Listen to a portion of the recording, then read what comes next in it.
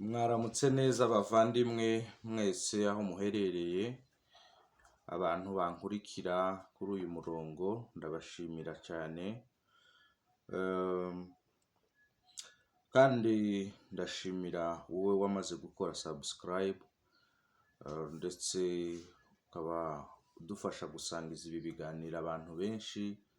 Imana iguhereze umugisha. Nkuko mumaze kubibona cyane, uyu murongo dutanga ubujyanama ku bintu bitandukanye, cyane cyane ibijyanye n'iyobokamana, ariko nanone cyane cyane n'ubuzima busanzwe tubugarukaho, kuko naje gusanga buriya hari ibintu bigera nko kuri 4, hari amasomo agera kuri 4. Buriya abantu biga ibintu byinshi ariko bikubiye nko mu bintu 4. Ikintu cya mbere ni education isanzwe, aho twiga kubara no kwandika. Icya kabiri ni igihe abantu tuba twiga professional education. Professional education ni ibintu twiga ariko tugira ngo tuzabijyane mu buzima busanzwe bishobore kutwinjiriza amafaranga. Noneho education ya gatatu ni education ni financial education. Ni igihe tuba twiga ibintu bijyanye n'amafaranga. Ibyo nabyo biba ingenzi cyane, ariko nanone iya kane ni nayo nkunda cyane kabisa, kuko iyo tuyigishwa n'ubuzima busanzwe, aho ujya usanga ibyo wize atari byo usanze hanze ahangaha. Icyo gihe rero ni ngombwa kuri iryo somo rya 4 cyane, aho wiga personal development education. Iyi personal development education ni y'ingenzi cyane kuko ikungura byinshi. Hari umugabo wavuze ngo amasomo asanzwe adushoboza kubona ubuzima busanzwe, ariko personal development education ngo inakufanya kuwa mtu mkuu, ikugira umuntu ukomeye.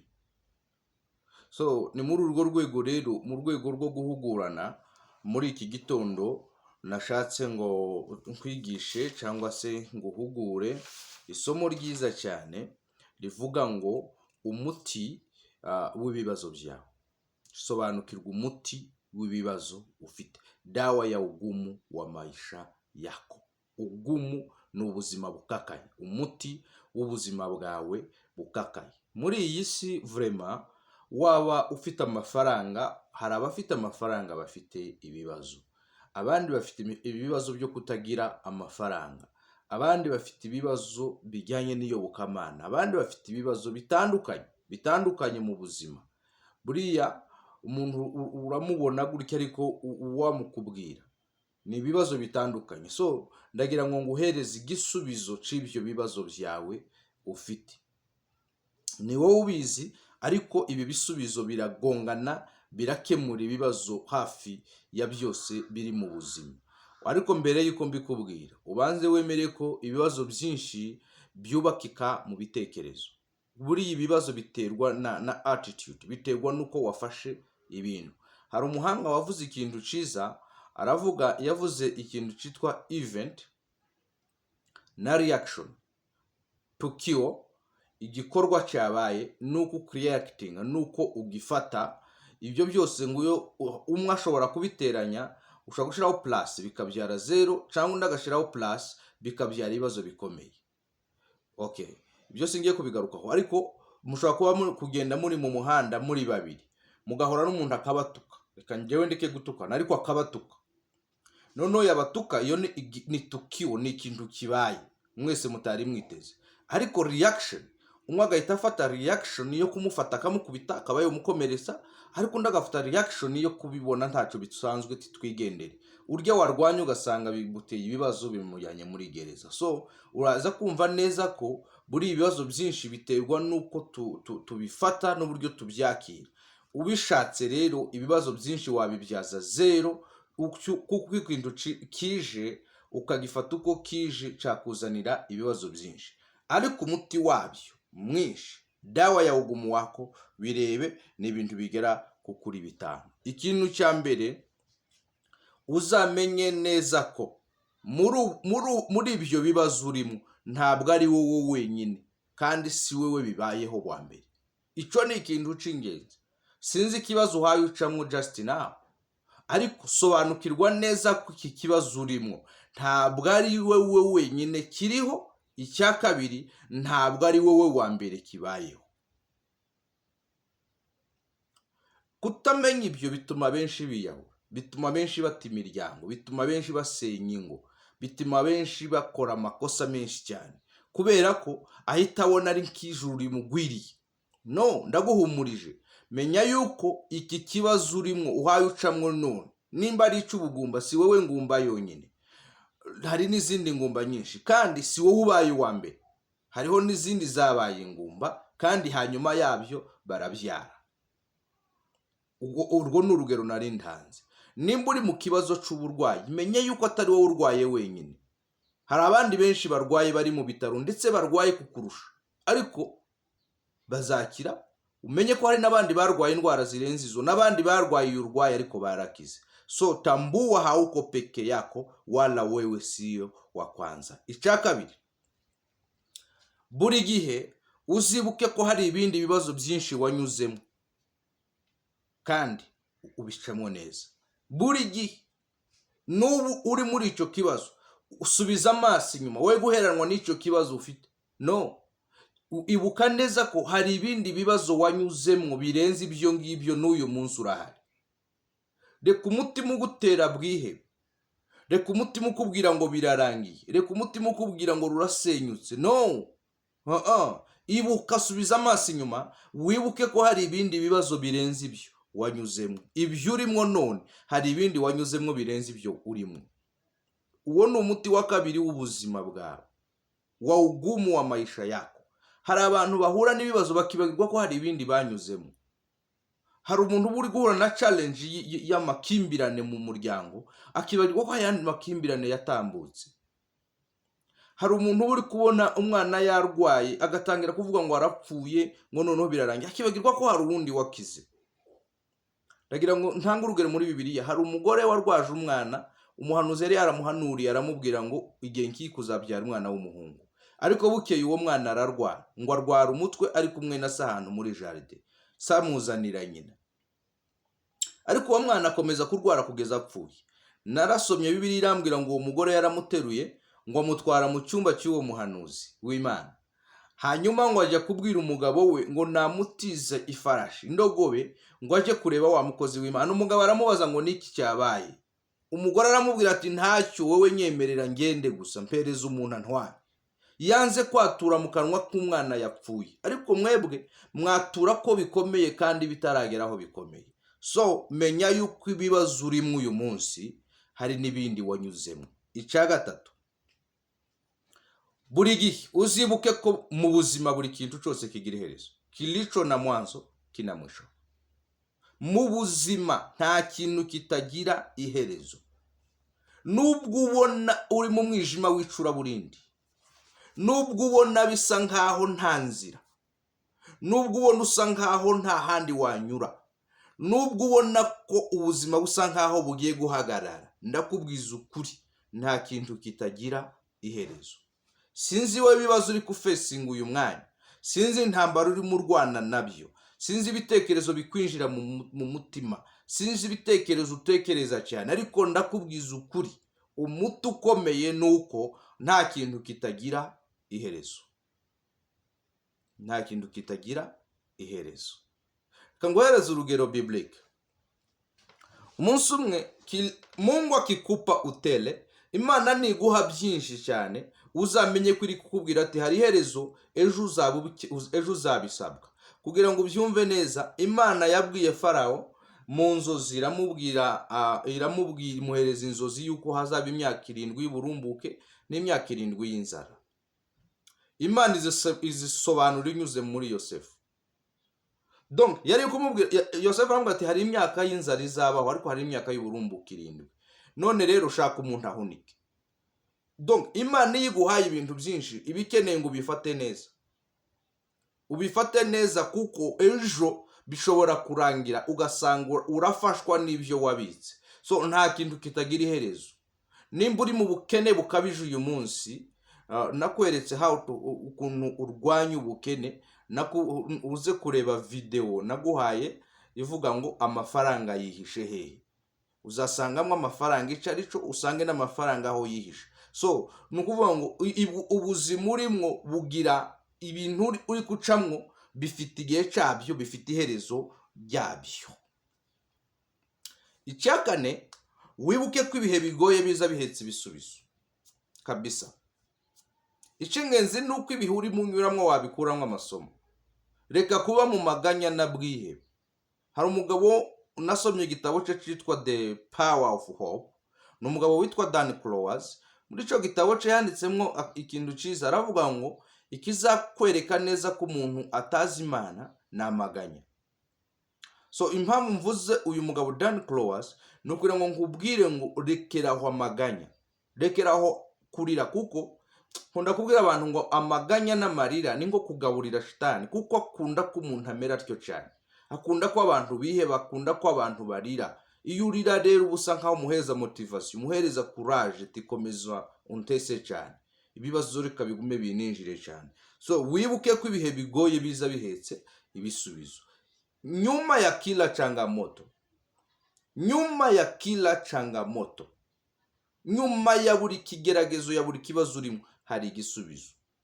Ndabubwiza ukuri, nturuzi nico kandi uzitegereze, akenshi mu kibazo urimo hakomokamo igisubizo. On the end, ku mwisho, mu mpera z'icyo kintu harimo igisubizo. Niyo mpamvu uzigemo amasomo y'ingenzi, uzigemo amasomo y'ingenzi, cyane cyane ko nababwiye ko maisha unayoishi leo umeyatengeneza mwenyewe. Akenshi ubuzima uri mucamwe uyu munsi niwe wabwikoreye. That is why we can't solve problems by using the same kind of thinking we used when we created them. Ntabwo dushobora gukemura ibibazo dukoresheje ya mitekerereze twakoresheje igihe twaremaga ibyo bibazo, kuko ibibazo byinshi nitwe tubyiremera. Bashuti zanjye, nitwe tubyiremera. So mu bibazo byinshi rero inyuma yabyo harimo ibisubizo. Niyo mpamvu akenshi iyo uhunze ibibazo uba uhunze n'ibisubizo.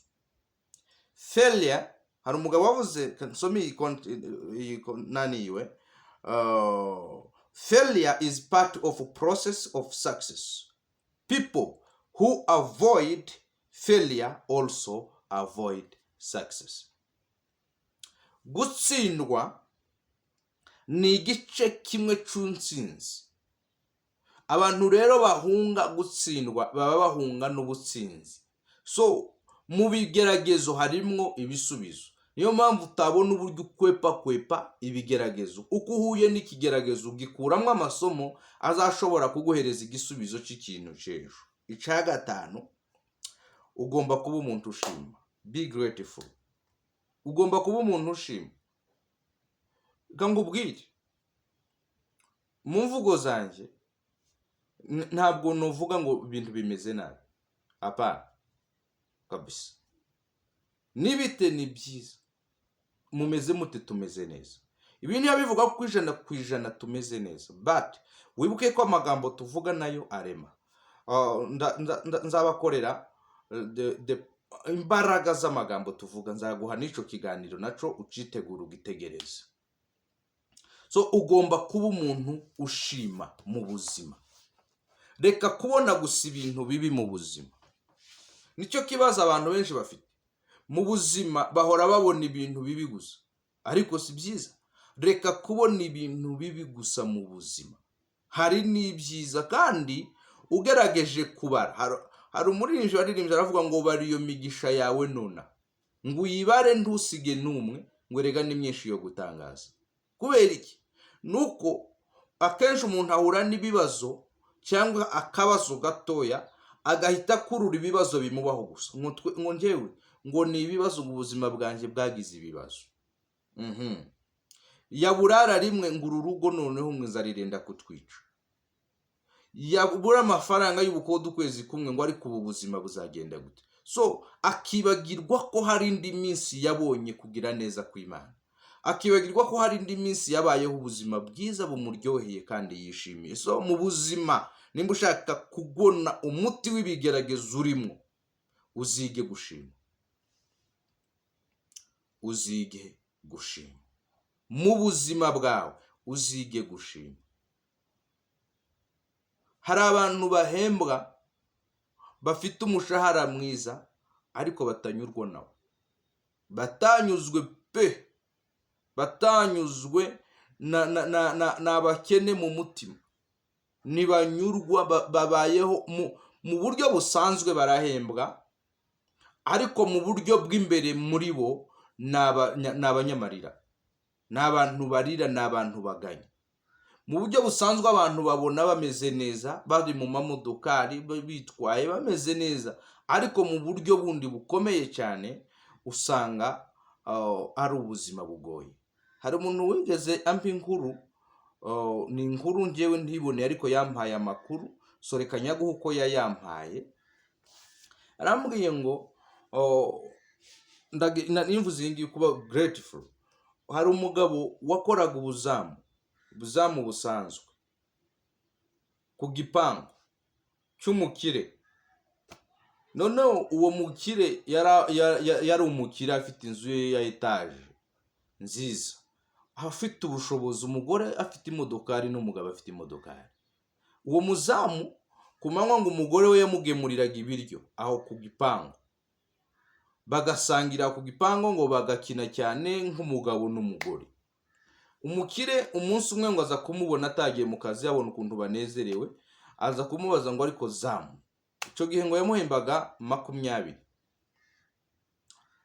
Aramubaza ati ariko wewe niki kigushimisha ko amafaranga ngo uhemba nyakoresha umunsi umwe nkayamara, none nyaguhemba ku kwezi, niki kikunezeza? Aza kumubwira ngo icampa uwo munezero nuko kwishima, wishimana n'umugore wawe, mugasangira, mugaseka, mugakubitana udushi n'ibindi. Icampa uwo munezero ngo ibi bintu byose ntunze biveho. Tubumbona njye n'umugore wanjye ntituvugana, umwe asohoka mu modoka undi agasohoka muye akagenda, umwe agira icyumba cye undi akagira icyumba cye. Murumva ko uwo mugabo mu bigaragara yagaragaraga ari umuntu umerewe neza wishimye, ariko muri w'imbere yari yuzuye agahinda n'umubabaro. So mu buzima uzige kuba be grateful. Muvandimwe, iri somo ni byiza ko be thankful for what you have, you will end up having more. Shimira ibyo ufite, shimira ubuzima ubona. Hari abantu badafite ubwo buzima urimo. Wowe urabasha kugenda, hari abantu batagenda. Wowe urabasha kurya, hari abantu batari gushobora kurya uyu munsi. Wowe uragenda ariko hari abantu badafite uburenganzira bwo kugenda. Wowe nturi mu bitaro, hari abandi bari mu bitaro benshi. Be grateful. Shimira ukomeze, bizatuma ejo ubona, wishimira ibyo ufite, bizaguha courage yo kubona ibirenze ibyo ngibyo. Umugabo witwa Oprah Winfrey yaravuze ngo if you concentrate on what you don't have, you will never ever having enough. Winfrey yaravuze ngo iyo wibanze cyane ku bintu udafite, ntuzigera ubona ibikunyuze, kubera ko ubuzima bwawe ndibushima buhora bwibanda no kubyo udafite. Donc ntuzigera ubona ibintu bikunyuze, kandi ni byiza kunyurwa n'uko umeze kugira ngo ubone n'ejo hawe heza. Gratitude is the highest of all human emotions. Ibyiyumvo by'umuntu byose, ikirenze cyiza kuruta ibindi byose ni kuwa mtu wa shukrani. Ni umwuka, ni umutima unyuzwe, ni umutima ushima. Muvandimwe, uyu ni umuti uyu ni umuti w'ibibazo cyangwa se hii ni dawa ya ugumu wa maisha yako. Nukora ibi bintu uzivura ibibazo wifite. Ibi bintu bitanu bikuvura ibibazo wifite. Be grateful. 1. Tambua hauko peke yako, wala wewe sio wa kwanza. Shambere nakubwiye ngo menya yuko atari wowe wenyine uri guhura n'ibyo bintu uri muhura nabyo, kandi si wowe wa mbere. Icya kabiri nakubwiye ngo buri gihe uzahore wibuka ko hari ibindi bibazo byinshi wanyuzemo. Icya gatatu nakubwiye ngo uzibuke ko mu buzima bwawe buri kintu cyose kigira iherezo muri iyi si. Icya kane nakubwiye ngo wibuke ko ibihe bigoye biza bihetse ibisubizo. Icya gatanu nicyo nkubwiye cya nyuma, ndakubwira ngo ugomba kuba umuntu ushima. Reka kuba umuntu w'amaganya, kuko na Bibiliya iravuga ngo ntimuziganyire, ngo muzarya iki, muzanywa iki, muzambara iki. Ahubwo mubanze mushaka ubwami bw'Imana. Iryo ni ijambo ry'Imana rigufashe. N'iki kiganiro nguhaye ugisangiza abandi. N'abantu benshi bari muri bwihebe, n'abantu benshi bari mu bibazo, n'abantu benshi bumva bacitse intege. Rwose mfasha iki kiganiro ugisangize abavandimwe, cyangwa ugishire ku rubuga runaka cyangwa ku mbuga runaka, kugira ngo abantu bafite ibibazo iri somo ribafashe, watambue, wajue, wafahamu dawa ya ugumu wao. Mungu akubariki sana. Imana iguhe umugisha mwinshi cyane.